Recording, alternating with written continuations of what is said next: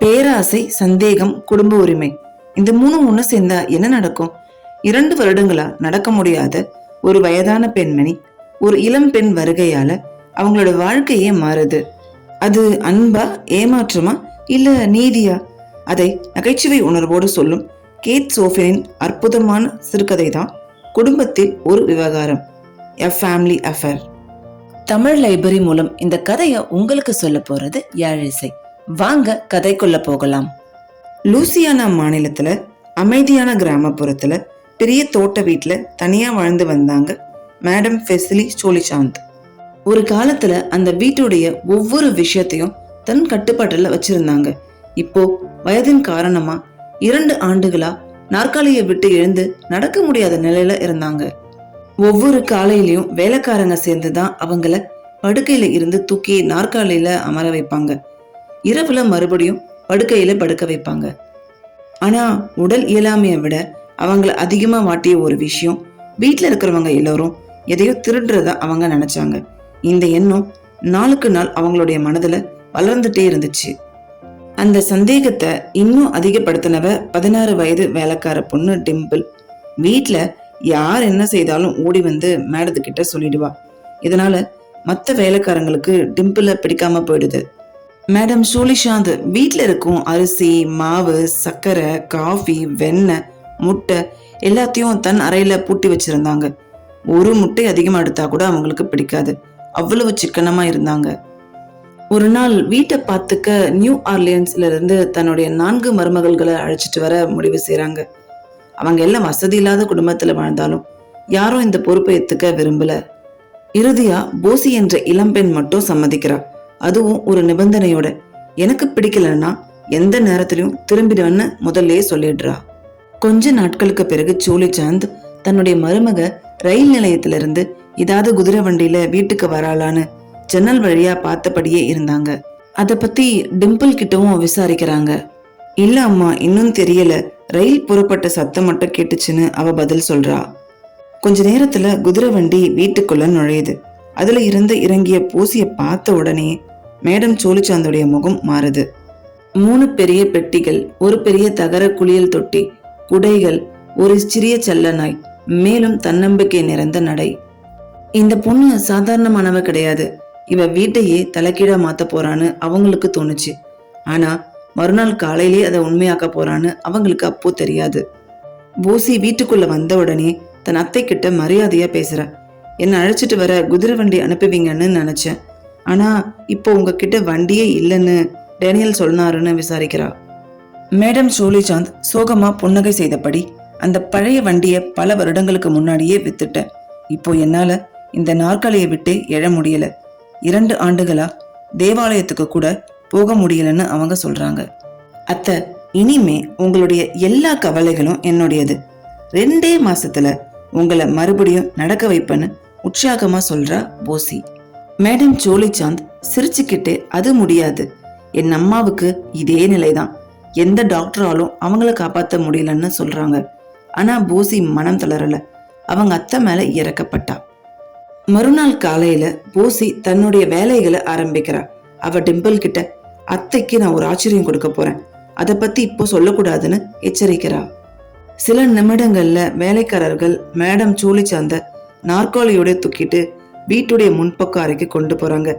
அதிர்ச்சியில மேடம் கத்துறாங்க, இல்ல முடியாது, என்ன அங்க கொண்டு போகாதீங்கன்னு சத்தம் போடுறாங்க. ஆனா போசி சிரிச்சபடி, அத்தை, இனிமே இந்த அமைதியான ஜன்னல் வழியா மரங்களையும் இயற்கையும் பாருங்க. பின்புறத்துல வேலைக்காரங்க என்ன செய்யறாங்கன்னு பார்த்து கவலைப்படைய வேண்டிய அவசியம் இல்லைன்னு சொல்றாங்க. அதோட முடிக்கல. சிட்டியில இருந்து கொண்டு வந்த புத்தகங்களையும் இதழ்களையும் மேசை மேல முழுசா அடிக்கிட்டு, இது எல்லாமே உங்களுக்கு தான், படிச்சுட்டு சந்தோஷமா இருங்கன்னு சொல்றா. பிறகு மேடத்தோட மூக்கு கண்ணாடியை தொடச்சிட்டு புதிய பூக்களை ஜாடியில வைக்கிறா. அறை முழுவதும் சுத்தம் செய்யறா. அப்போ திடீர்னு, அத்தை, உங்க சாவிகள் எல்லாத்தையும் கொடுங்கன்னு சொல்றா. மேடம் சோலிசாந்தோடைய முகம் உடனே மாறிடுது. அந்த சாவிகள் அவங்க உயிரை விட மேலானது. அலமாரி, நகைகள், வெள்ளி பாத்திரங்கள், பணம் எல்லாவற்றுக்கும் அதுதான் சாவி. அவங்க சாவி பைய இருக்க பிடிச்சுக்கிறாங்க. ஆனா மூசி மெதுவாவும் உறுதியாவும் அந்த பைய வாங்கிக்கிறா. வீடு முழுவதும் நான் பார்த்து ஒழுங்குபடுத்தணும், டிம்பிள் எனக்கு எல்லா இடங்களையும் காட்டுவான்னு சொல்லிட்டு அங்கிருந்து வெளியில போயிடுறா. மேடம் சோழிசாந்த் வாழ்நாள்ல யாரும் அவங்க கிட்ட இப்படி அதிகாரமா பேசினதே கிடையாது. ஆனா அவங்களால எதுவும் பண்ண முடியல. அவங்க டிம்பிளை கூப்பிட்டு போய் என் சாவி பைய திருப்பி கொடுக்க சொல்லு அப்படின்னு சொல்லி அனுப்புறாங்க. டிம்பிள் ஓடி போய் திரும்பி வந்து, கவலைப்படாதீங்க, சாவிகளுக்கு எதுவும் ஆகாதுன்னு மிஸ் போசி சொன்னதா அவ சொல்றா. அந்த பதில் மேடத்தோட கோவத்தை இன்னும் அதிகப்படுத்துது. அவங்க மறுபடியும் டிம்பிள் கிட்ட அந்த பித்தளை சாவியை மட்டும் எப்படியாவது அவளுக்கு தெரியாம கொண்டு வந்துருன்னு சொல்றாங்க. ஆனா அந்த சாவி பைய அவங்க கையிலேயே கட்டியிருக்காங்க, என்னால எடுக்க முடியலன்னு டிம்பிள் சொல்லிடுறா. இப்ப அவ என்ன செய்யறான்னு மேடம் சோழிசாந்த் பதட்டத்தோட கேட்கிறாங்க. அலமாரி கதவுகள் எல்லாம் திறந்து ஒவ்வொரு மூளையும் ஏறி இறங்கி பாக்குறாங்கன்னு அவ சொல்றா. அந்த வார்த்தைகளை கேட்டதும் மேடம் சோழிசாந்தின் இதயம் வேகமா துடிக்க ஆரம்பிக்குது. என் சொத்துக்கள், அதுதான் அவங்களுடைய ஒரே பெரிய கவலையா இருந்துச்சு. ஆனா போசி அன்னையிலிருந்து வீட்டு நிர்வாகத்தை சரியா செய்ய தொடங்குறா. கெட்டுப்போன பழைய உணவுப் பொருட்களை தூக்கி எரிஞ்சிட்டு நல்ல பொருட்களை வாங்குறா. சரியா வேலை செய்யாதவங்களை வேலையில இருந்து எடுத்துட்டு நல்லா வேலை செய்யக்கூடிய ஆட்களை உள்ள எடுக்கிறா. மேடத்துக்கு ஆரோக்கியமா சமைச்சு கொடுக்க அதிகம் சம்பளம் கொடுத்து ஒரு சமையல்காரிய தேர்ந்தெடுக்கிறா. இந்த செய்தியை கேட்ட மேடம் சோழிசாந்துக்கு கோபம், கவலை, பயம் எல்லா உணர்வும் சேர்ந்து ஒரு கலவையா வெளிப்படுது. ஒரு நாள் டிம்பிள் ஒரு பெரிய தட்டுல உணவு எடுத்துட்டு வந்தா. மேடம் இதுவரைக்கும் பார்த்திராத அளவுக்கு ஆடம்பரமான உணவு அது. சரியான முறையில வாட்டிய கோழிக்கறி, நியூ ஆர்லியன்ஸ் முறையில செய்த உருளைக்கிழங்கு, அப்புறம் சுவையான புட்டிங், மென்மையான பிஸ்கெட், பால், முட்டைகள் அனைத்தும் அழகா அந்த தட்டுல அடுக்கப்பட்டிருந்தது. ஆனா இதெல்லாம் பார்த்து அவங்களுக்கு சந்தோஷம் வரல, கோபம்தான் வந்துச்சு. மேடம் சோழிசாந்த் ஒரு விசித்திரமான உணர்வுல மூழ்கினாங்க. வீடே மாறிட்டு இருந்துச்சு. ஆனா அந்த மாற்றத்தை தடுக்க அவங்களால எதுவும் செய்ய முடியல. அவங்க வெளியில அமைதியா இருந்தாங்க. ஆனா டிம்பிள் தனியா மாட்டினா போதும், கோபத்தையும் கவலையும் கொட்டி தீர்த்துடுவாங்க. ஒரு நாள் வீட்டு வாசல்ல ஒருத்தர் வந்தாரு. அவரு டாக்டர் காட்ப்ரே. இளம் வயது, உற்சாகமான பேச்சு, எப்போதும் புன்னகையுடன் இருப்பாரு. அவர் அந்த வீட்டுக்கு வர சொன்னது போசி. அவ மேடம் சோழிசாந்த் கிட்ட, அத்தை, நேத்து இரவு உங்களை படுக்கையில படுக்க வைக்க எவ்வளவு சிரமப்பட்டோம், அதனாலதான் இன்னைக்கு காலையிலேயே டாக்டர் காட்ப்ரேவை வர வச்சேன்னு சொல்றா. மேடம் உடனே கோபப்படுறாங்க. எனக்கு டாக்டர் தேவையில்லை, இந்த உலகத்துல எந்த மருந்தாலும் என்னை குணப்படுத்த முடியாதுன்னு சொல்றாங்க. ஆனா டாக்டர் காட்ப்ரே சிரிச்சபடி, அதை நான் தான் முடிவு செய்யணும், உங்களுக்கு சிகிச்சை தேவை, நான் மட்டும் இல்ல, யாராவது ஒரு டாக்டர் உங்களை தொடர்ந்து கவனிக்கணும்னு சொல்றாரு. மேடம் வெளியில அமைதியா இருந்தாங்க. ஆனா அவங்களுடைய மனதுக்குள்ள ஒரே ஒரு எண்ணம் மட்டும் ஓடிச்சு. இவருடைய கட்டணம் எவ்வளவு இருக்கும், இவர் இனி 2வது முறை வீட்டுக்கு வரவே கூடாதுன்னு மனசுக்குள்ள வேண்டிக்கிட்டாங்க. போசி எல்லாவற்றையும் டாக்டர் கிட்ட சொல்லி இருந்தா. அதனால டாக்டர் ஒரு மருந்து எழுதி கொடுத்தாரு. காலை மாலை தவறாம குடிக்கணும்னு சொல்லிட்டு போசி கிட்ட பேச ஆரம்பிக்கிறாரு. இளஞ்சிவப்பு உடையில மலர போல இருந்த போசியை பார்த்து டாக்டருடைய கண்கள் மகிழ்ச்சியால ஒளிர்ந்துச்சு. அந்த பார்வையை போசி கவனிக்கல, ஆனா மேடம் சோழிசாந்த் நல்லாவே கவனிச்சாங்க. அதன் பிறகு டாக்டர் காட்ப்ரே அடிக்கடி வீட்டுக்கு வர ஆரம்பிச்சாரு. ஒவ்வொரு முறையும் மருத்துவ பரிசோதனை பெயர்ல வந்தாலும் அவருடைய பார்வை அதிக நேரம் போசியின் மீதே இருந்துச்சு. ஆனா மேடம் சோழிசாந்துக்கு மட்டும் இவன் என்ன பார்க்க வரானா இல்ல போசிய பார்க்க வரானான்னு குழப்பமா இருந்துச்சு. மேடம் சோழிசாந்த், எனக்கு எப்பவும் குணமாகாது, நான் மருந்துகளை இனி சாப்பிட மாட்டேன்னு ஒரு தடவை அடம் பிடிக்கிறாங்க. போசி மருந்து கரண்டிய கையில பிடிச்சபடி, நீங்க இந்த மருந்தை குடிக்கணும், இல்லைன்னா அது வரைக்கும் உங்க முன்னாடியே நான் இருப்பேன், எங்கேயும் போக மாட்டேன்னு அவ உறுதியா சொல்ல, வேற வழி இல்லாம அவங்க அந்த மருந்தை குடிக்கிறாங்க. அதன் பிறகு டாக்டர் தன்னுடைய புதிய குதிரை வண்டியில போசிய வெளியில அழைச்சிட்டு போக ஆரம்பிச்சாரு. சில நேரம் குதிரை வண்டி, பல நேரம் குதிரை சவாரி, 2 பேரும் ஒன்னா டைம் ஸ்பெண்ட் பண்ண ஆரம்பிச்சாங்க. ஒரு தடவை அவங்க வெளியில போன சமயத்தை பயன்படுத்திக்கிட்டு மேடம் டிம்பிளை கூப்பிட்டு உடனே போசியோட அறைக்கு போய் சாவி பைய தேட சொல்றாங்க. டிம்பிள் அரை முழுக்க தேடினா, ஆனா சாவி பை கிடைக்கல. அவ திரும்பி வந்து, அம்மா, அவங்க சாவிய எப்பவும் கையிலேயே வச்சிருப்பாங்க போல, அவங்க ரூம்ல எங்க தேடியும் இல்லைன்னு சொல்றா. இதை கேட்ட மேடம் சோழிசாந்த் மனம் கொதிக்க ஆரம்பிக்குது.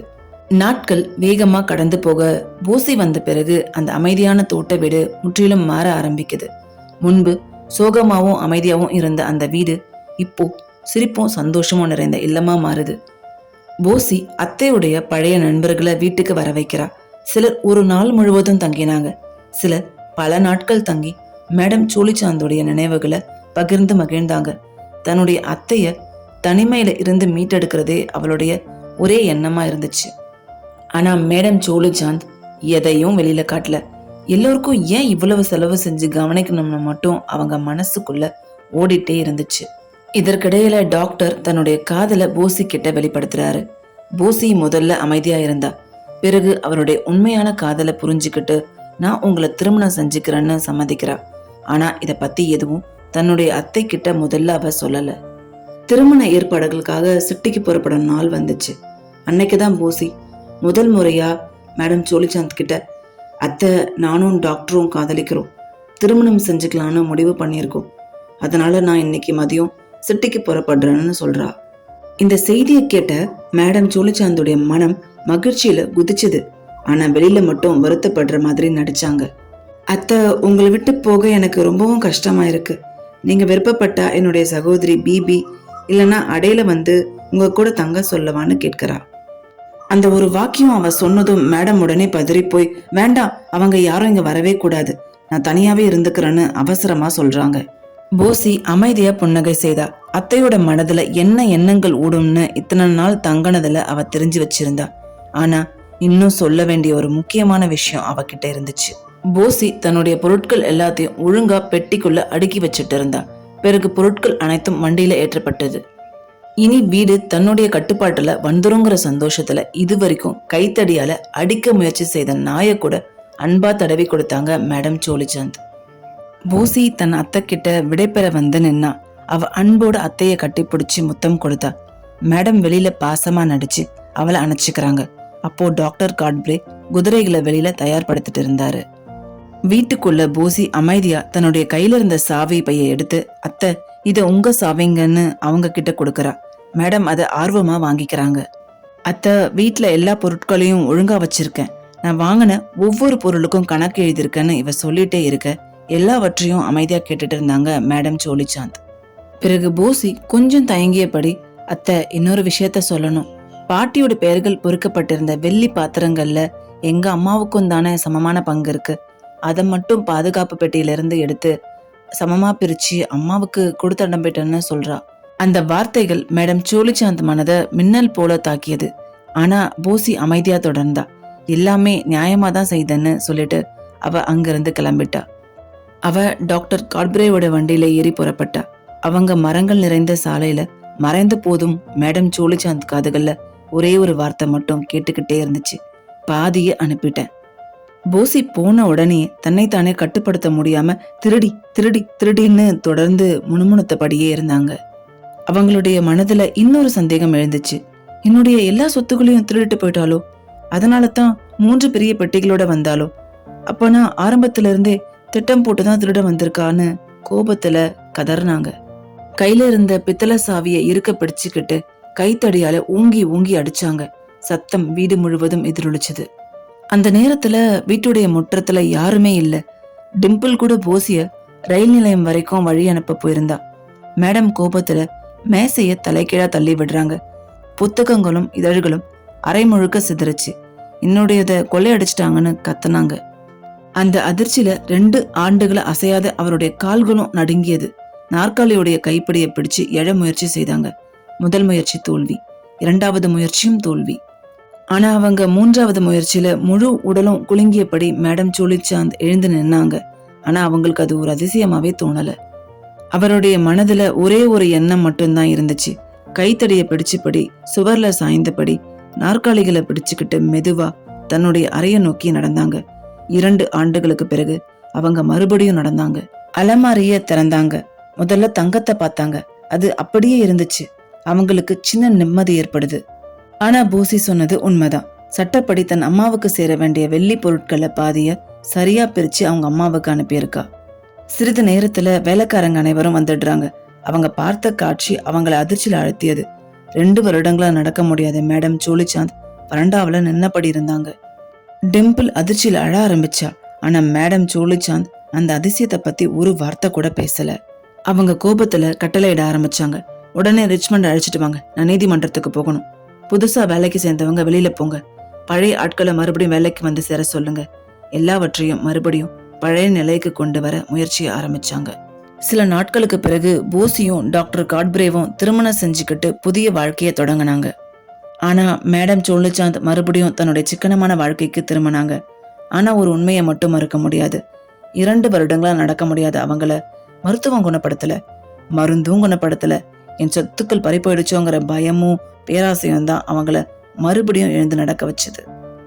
பேராசையும் சந்தேகமும் மனிதனுடைய மன அமைதியை அழிச்சிடும். ஆனா உண்மையான அக்கறையும் நியாயமும் எப்போதும் மதிக்கப்படணும். இதுவே கேட் ஷோஃபின் எழுதிய எ ஃபேமிலி அஃபேர் கதையின் நகைச்சுவை கலந்த ஆழமான கருத்தாகும். இந்த வீடியோ உங்களுக்கு பிடிச்சிருக்குன்னு நினைக்கிறேன். பிடிச்சிருந்தா மறக்காம லைக் பண்ணுங்க, ஷேர் பண்ணுங்க. முக்கியமா தமிழ் லைப்ரரி சேனலை சப்ஸ்கிரைப் பண்ணிடுங்க. மீண்டும் அடுத்த ஒரு வீடியோல உங்களை சந்திக்கும் வரை உங்களிடமிருந்து விடைபெறும் நான் யாழிசை.